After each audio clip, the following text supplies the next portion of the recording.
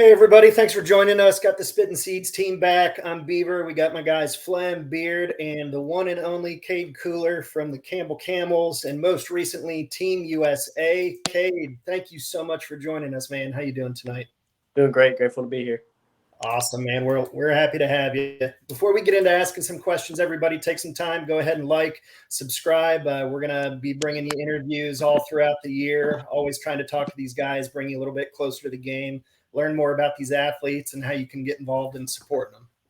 So, Cade, speaking of being able to support our athletes, it's no secret we're huge sunflower seed guys. You have a great partnership with one Chinook Seedery. Tell us, what's your favorite sunflower seeds, man? From the Chinook, they sent me a couple test packs, and the cinnamon toast is definitely the one that does it. It's weird at first, you're not ready for it. It's unbelievable. I love it. Yeah, we 100% agree on this side. It was the one flavor you never knew you needed. Exactly. The smokehouse barbecue is a close second. That's really good. I like a barbecue seed. Amen. Well, a little drop here. There's actually a new flavor that's coming out in the next 2 weeks. Well, that's exciting. I'll be on the lookout. Well, I guess I can go ahead and drop it for everybody. But first release here, it's actually going to be lemon pepper. Oh, that's going to be good. Yeah, so we'll see how that one turns out. That's exciting. I'll be good. But hey, man, obviously with your partnership with Chinook, they gave you a code so that the Campbell fans and all your fans can go out and help support you and get some of those seeds. What code do you have for your fans? It's just Cade 17. So my first name and then my number 17. Cade 17. All right, man. Yeah, we'll definitely do all we can to help blast that out and help get support. Campbell fans, you heard it. Go out, support your guy, Cade. Get some of the best seeds ever. Use code Cade 17. So, Cade, while we're getting started, man, first off, obviously we're going to talk some baseball. What does baseball mean to you? How did you get started in the sport? Baseball has pretty much been my whole life. Started when I was 4, kind of just picked up a bat and a ball when I was younger. Dad took me out to the yard, and then, just your typical T-ball, travel ball, and all that. My parents fell in love with it, go with me. My dad runs his own business, so, that's all of our family trips were baseball. Was fortunate enough to be in a great organization when I was younger with the SBA Canes, and I was with the same coach for 10, 11 years, so he kind of took me along, traveled across the country, Florida, California, Texas, New York. Saw a lot of the country, saw a lot of great baseball, and just continued to fall in love with it. And my dad and mom were just full into it, and it was just amazing. Yeah, that's awesome. And that seems to be a common thing amongst baseball families, man. The amount of support in the sport is just absolutely ridiculously awesome. Mm-hmm. So was it your dad then that was probably your biggest influence in your life as far as baseball is concerned? Yeah, I think he knew it was something I fell in love with and kind of poured it in. We have 12 acres at my house, and he bulldozed the backyard and built a baseball field. So Field of dreams, baby. Love it. That's awesome. Played on one of those myself. Oh yeah, 230, 90 full pro infield. Right in my backyard. We'd hold practices there. My high school practices were there for a little bit. Middle school practices were there. So became a big part of my life, big part of our life, and it's just amazing. Time to be over tonight. Man, so when did you know that you wanted to be a pitcher? When I realized I couldn't hit the baseball. What age was that?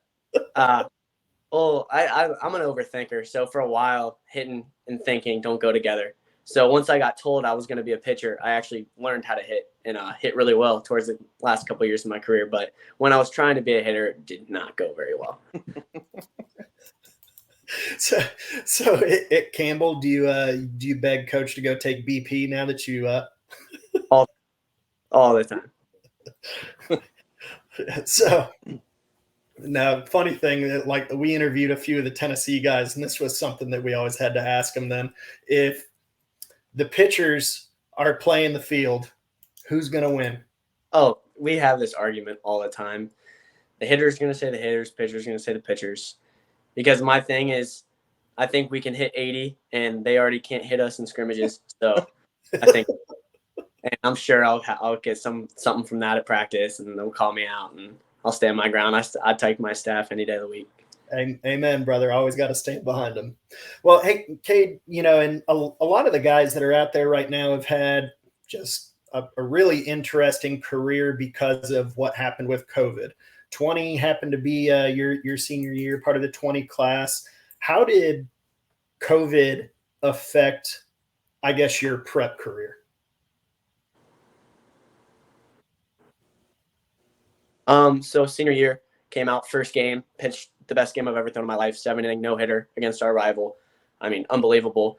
And I was like 88, 90 at the time. And then COVID happened, so we kind of had to step away. And my dad had a little gym in the basement, just like a Smith machine and a couple little dumbbells and stuff. And I looked in the mirror one day and I was like, you know what? Like, I don't like the way I look. I don't like the way I feel. I've kind of taken a month off from everything.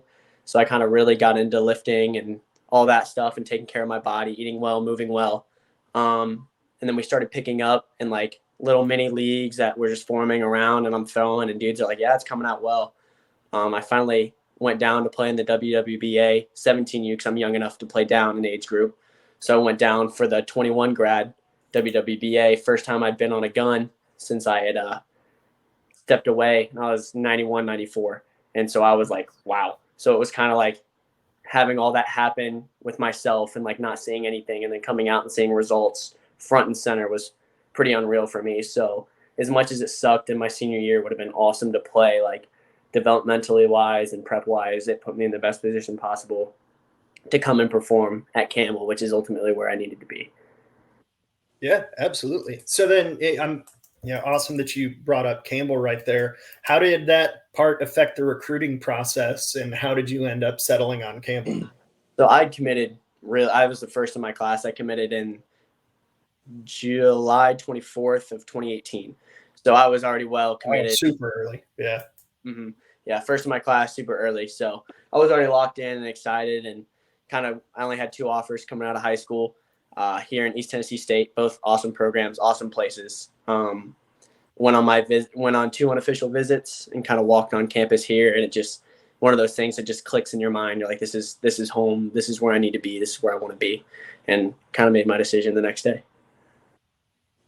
Yeah, man, that's awesome. Obviously, it's worked out pretty darn well so far. You've had just an awesome career your first 2 years. Definitely some great growth that we've been able to see. I mean, enough coming into your sophomore year, setting a program record in strikeouts, man. Like, what was that like, I guess, developmentally for you at Campbell, transitioning from, I guess, prep career to year 1 and now sophomore year? That was awesome. T-Rob, they recruit really well, and they recruit guys, he always talks about, with clean arms and clean upper bodies with lower halves that need improvement. So we got here and we really hammered movement patterns with the lower half. So I got a lot better there. And then Coach Rodriguez, who is now the assistant head strength coach at Sacred Heart, he was just awesome in the weight room. We got after it every day. You'd go in, you moved heavy things fast, you felt good, you felt better, you looked good, and your power output just got better. So I kind of just got bigger, stronger, faster, and moved better. And then we're just surrounded by great guys like Tom. Tom and I also, we share that program record together. So competing with him there at the end and knowing I was chasing that number that whole last start was fun. And so just a bunch of guys around you that push you to be better. Yeah, setting it against the number 1 team in the country, getting 10 Ks is pretty sweet. We got to witness that. So man, it was awesome getting to see you play. Appreciate it. So you spent a lot of time over there at the meat wagon then? We actually do. So the starting pitchers probably get the most work at it. And then the guys that lift on the road just to lift. A lot of the hitters like get their work in, a couple pitchers, but starting pitchers, we work out there all the time, especially on like a weekend series or something, probably out at the wagon 2 or 3 times a week. Nice. And then, I mean, obviously you were talking about you battling Tom there. I mean, what's it like going up with a guy like that? I mean, obviously you got a chance to learn from him. I guess what's the biggest thing that you would take from Tom? Just kind of being even keeled. Tom, he like would fire the guys up when he knew he didn't need it himself, but he knew like we needed a little bit of that extra, like that edge, come off the mound, a little bit of fire.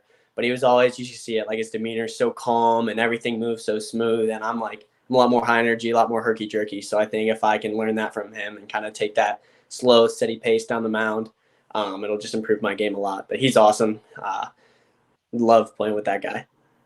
Oh yeah, for sure. And then, I mean, you got a guy like Zach Nito, who we said all year was our favorite player in college baseball. I mean, such an awesome dude, such an awesome family. Love to watch that kid play too. One of the things that I really wanted to dig into, obviously, you guys didn't have the start that you wanted to at the beginning of the year. I mean, things were pretty sluggish heading into April. We were still out there, you know, blasting for you guys. We knew there was a lot to expect from your team and that you guys were going to turn it around. You know, what was going through your guys' head? What were you guys telling yourselves in the dugout to pull the guys out of that funk? We just knew. I mean, 60-game season, we were going to crack through. We were 1 or 2 hits away almost every game. There's a couple games where we just got beat, and that's baseball. But, I mean, we were 1 swing away most of the time. Guys on the second and third, 2 outs, that 1 hit puts us ahead 2 instead of down 1 or whatever it was. So we knew we just needed to click and kind of find it out and find out who we were as a club. A lot of new guys, a lot of new impact guys. So figuring that out and figuring out who was going to do what for us that year was the biggest thing. And we finally settled into that groove, and it was over from there. We just rolled. Yeah. And then obviously after the season ended, definitely not the result you guys wanted, but there's only one team that can win it all. Obviously transition into summer ball. I mean, making Team USA, obviously that's just such an amazing accomplishment. What does that mean to you? It's awesome. I mean, being able to know you're stepping on the field with 52 of the best players in the country is just unbelievable feeling, and learning from the staff, the players, and everything in between was just awesome. I mean, I'm sure both athletic trainers probably heard more than enough from me all week, just picking their brains, and all the starters. I definitely got my time's worth out of those guys, and it was just awesome. Oh, for sure. I bet that was a blast. Well, I've taken up quite a bit of time already. I could take up all 30 minutes if I wanted to, man, and enjoying talking with you. But I'm going to go ahead and let these jack wagons over here take a few whacks at you. Beard, if you want to go ahead and take it from here, bud. Cade's all yours. Hey, what's going on, man? Appreciate you jumping on here with us. So I'll kind of mix in some baseball, mix in a little something different, just kind of get the ball rolling, and then Andrew is gonna completely napalm the entire thing. So you'll get it easy with me, and then at the end it'll be rough. But what was your biggest challenge that you faced your sophomore year? I'd say I had a little like hiccup body wise and kind of settling into that starter routine, coming from being a closer and then like spot starter my freshman year, kind of settling into that groove and week to week throwing 90, 100 pitches and kind of figuring that out. So just getting in a routine of my body, and especially flipping from Saturday to Tuesday, kind of shifting my body to fit that routine again was a little bit of a hiccup for me. But just settling into that and kind of figuring out what's going to work for me best moving forward, and hopefully that carries over to this year. Awesome. You discussed, a little bit of your experience with the U.S. national baseball team. What was your favorite part about it? What was the favorite moment, or your time there? I'd say, so I'm from Charlotte, North Carolina, and so we played July 4th in Charlotte, and I got to throw the bottom of the ninth in front of the final attendance was 10,133. So kind of walking out there and being able to throw in my hometown with all my family there and my best friends, it was unbelievable to know I'm wearing our nation's colors on the 4th of July with my whole family there, and that many people was just an unbelievable thing. What was your fastball that night? I got it up to 98. It was juiced, man. Juiced. Okay. All right. Attaboy. If you could pitch in any stadium that isn't home or Omaha, where are you pitching? Mississippi State. We there my freshman year. Those fans, they get after. I was in the bullpen all game. I got sent down in the second. So I was talking to a bunch of the fans, and that environment's just second to none. That's one of the best college environments ever. So being able to witness that and see that, I can only imagine what it'd be like throwing there in a start. And Cade, who started that game, still talks about it to this day how just unbelievable it was to be out there. You get loaded down with some barbecue? Oh yeah, and the food maybe I a nice steak or something. I was gonna say we know a couple of Mississippi State fans are gonna like that answer, I think. Oh yeah, for sure. Yeah, that was a great answer. So last season didn't end the way that you guys wanted, like Beef talked about, and this is a new year. However, what did you learn that you can bring to this year? And then kind of a follow-up, what do you believe the team learned that you can take in?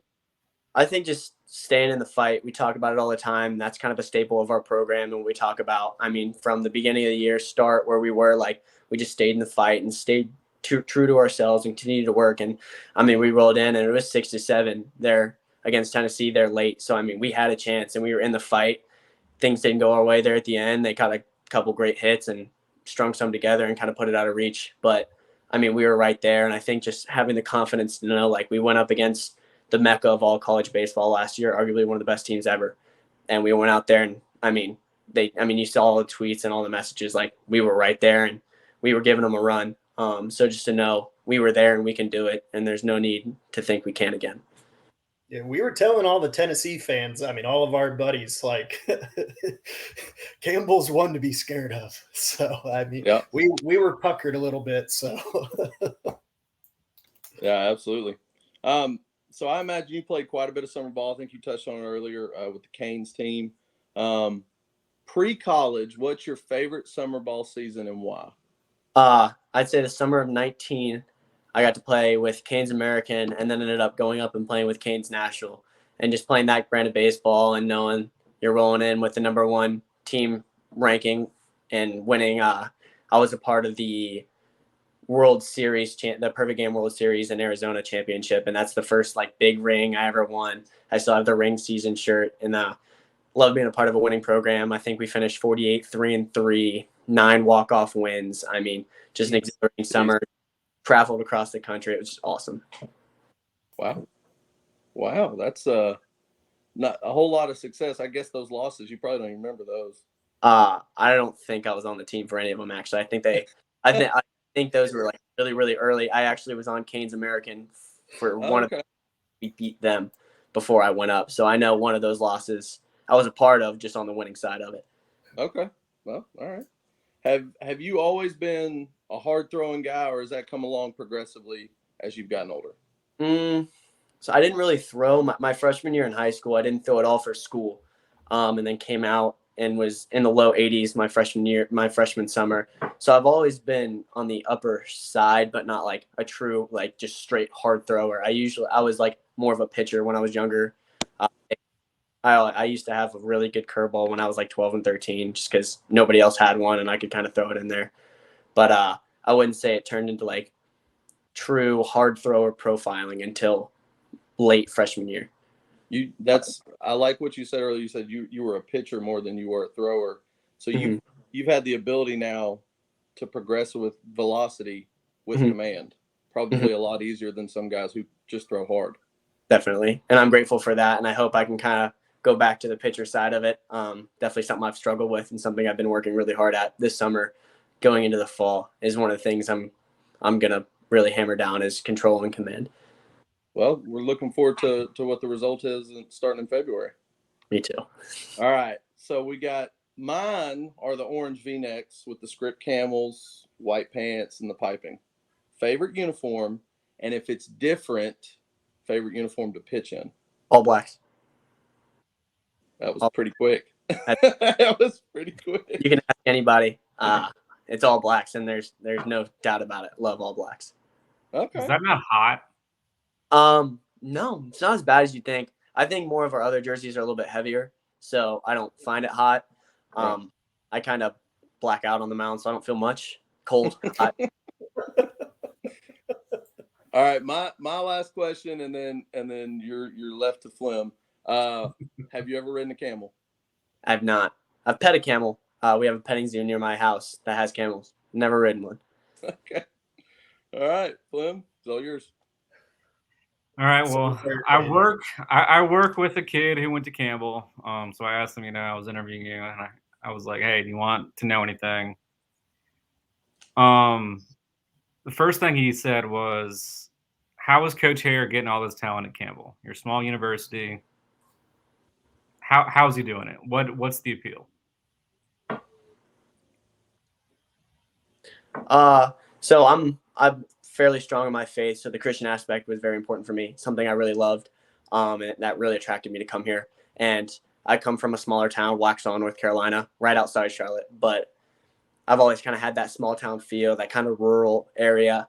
It's more rural than where I'm from, but I don't mind it. It's kind of homey for me, so I don't mind being in that small atmosphere. Okay. If you could have one person narrate your life, who would it be and why?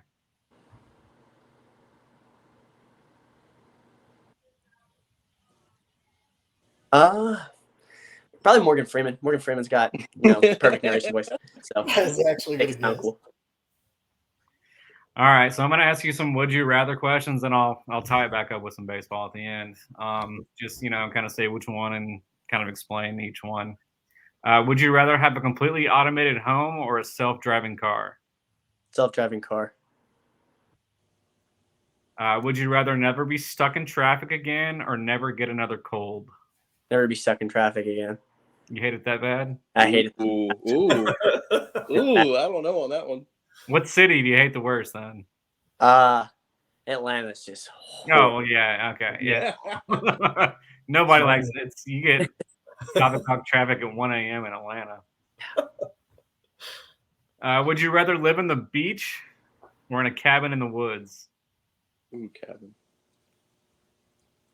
I guess it's not fair because my family owns a beach house, so I guess my mom might kill me if I didn't. So I'm gonna go with the beach. Would you rather be completely invisible for one day or be able to fly for one day? Fly. I don't think I'd want to hear someone said. I'd rather fly. Okay. Would you rather have super sensitive taste buds or super sensitive hearing? Taste buds. Why? I think I'd pick what I like, and I think people are just too loud already. I'm too loud, so I probably wouldn't even be able to stand myself. Okay. This is a little bit morbid. Would you rather donate your body to science or donate your organs to people who need them? Organs to people who need them, for sure. Just because you're going to help more people? Yep. Yeah, I am an organ donor. Okay. What if your body cured cancer?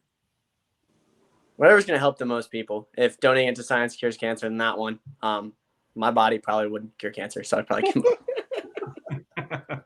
You never know, man. You see, you take good care of your body.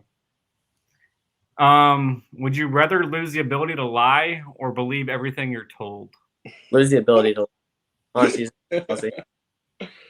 You ever seen? So you've seen Liar Liar? That's one of the elite movies. Jim Carrey, probably one of his best. Yeah. That one's amazing. Would you rather lose all the money you've earned this year or lose all the memories you've gained this year? Money. Money's replaceable. Memories are not. Okay. Would you rather know when you'll die or how you'll die? When. I think if I knew how it was, I'd be scared to do those things. But if it's when, I could live to the best of my ability until that time. Okay. Would you rather know the world's secrets or live ignorantly forever? Live ignorant and happy. So I think if I knew the secrets, I'd be that all the time. Hey, Flim, tell him how that life is. Yeah. Touche. Would you rather speak to animals or know other people's thoughts? Speak to animals. Love to know how much my cat hates me. What's your favorite animal? My favorite animal, I love a good gorilla. I think they're hilarious. Really?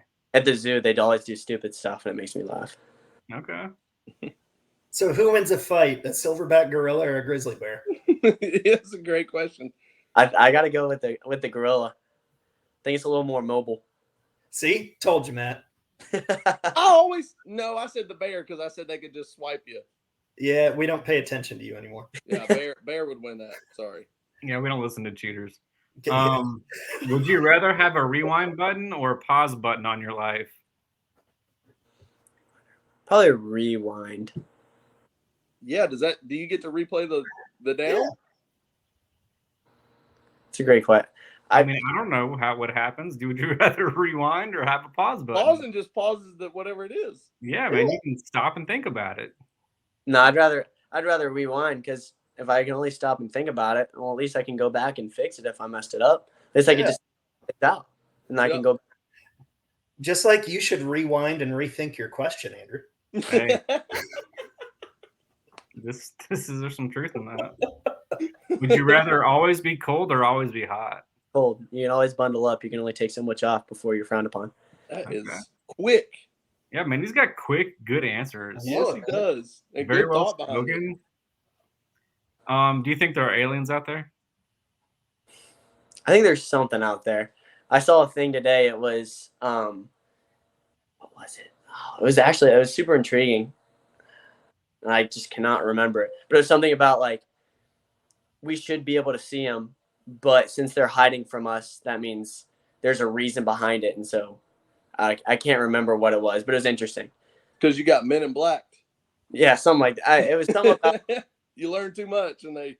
Yeah, I can't remember what it was, but it was fascinating, and I'm just dropping a blank. Okay.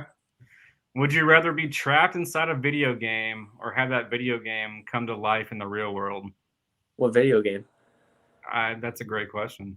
Let's say Mario. Yeah, if it's Mike Tyson's Punch Out, I don't want any part of that. So what video game?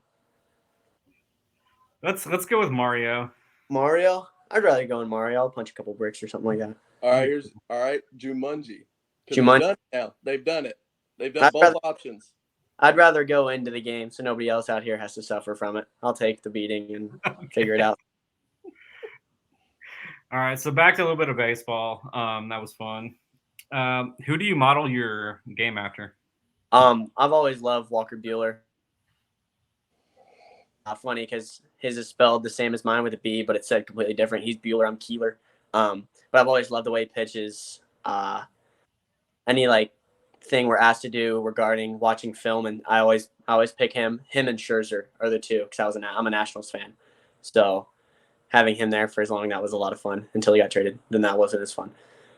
But Buehler and Scherzer, I think they bring a lot of good energy and they pitch really, really well with high intent. And I think they always come through kind of when it matters. So that's something I've always looked up to and admired.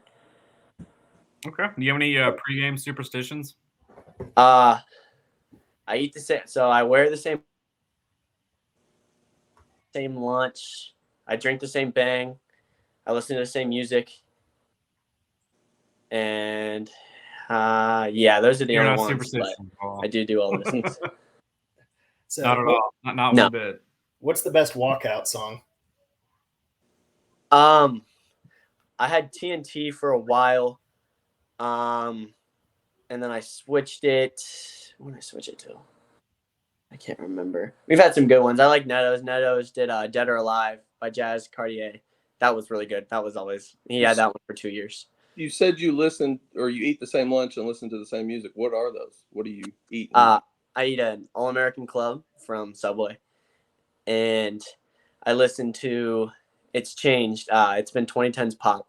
So the last 3 songs are Applause by Lady Gaga, Just Can't Get Enough by the Black Eyed Peas, and Eenie Meenie by Sean Kingston.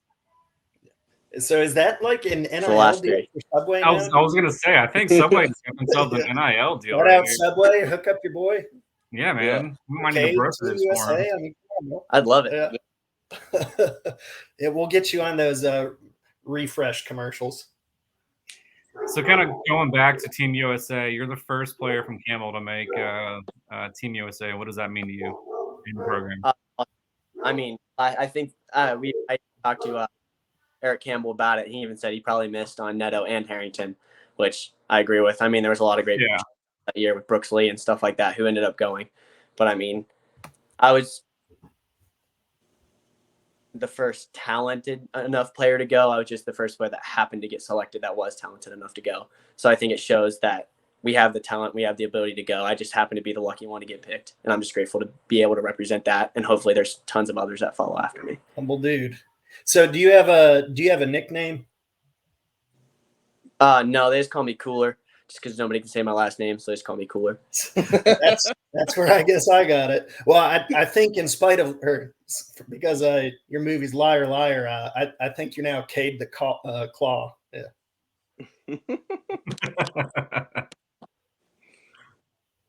The claw's going to get you. Hey, I tell you what, man, it may work. I think I'm going to make this a thing. Well, we'll see. So do you have you're more than likely going to get drafted in the first couple rounds. Do you have a team you would like to land? Do you have a good landing spot that would fit you best? I have no preference. I just want to go somewhere that wants me and wherever I can compete. And I'm sure somebody will give me a chance, and I'm just hoping to find it. Yeah, so when my Kansas City Royals select you like 5th overall, just remember that. Just remember, they'll be at 5th overall. You know why? I mean, yeah, back-to-back World Series. No, I mean, come on. That's pretty much all I had for you, man. Like I said before we got started, big fans. Really looking forward to watch you pitch this coming season, and we wish you the best of luck. Yeah, absolutely, Cade. Thanks again for jumping on, buddy. We'd love to try to catch up with you sometime later towards the season, recap everything, see how you guys are doing. But like Andrew said, reiterating, huge Campbell fans. Really love to see how you guys have developed. You guys definitely have some fans for life in us now. Everybody, once again, don't forget to go check out some Chinook Seedery. Use Cade's code, Cade17, to help directly support Cade. We'll sign off, like, subscribe, and we'll catch you all later. Cade, best of luck, bud. Have a good night. Appreciate it, buddy. Good luck.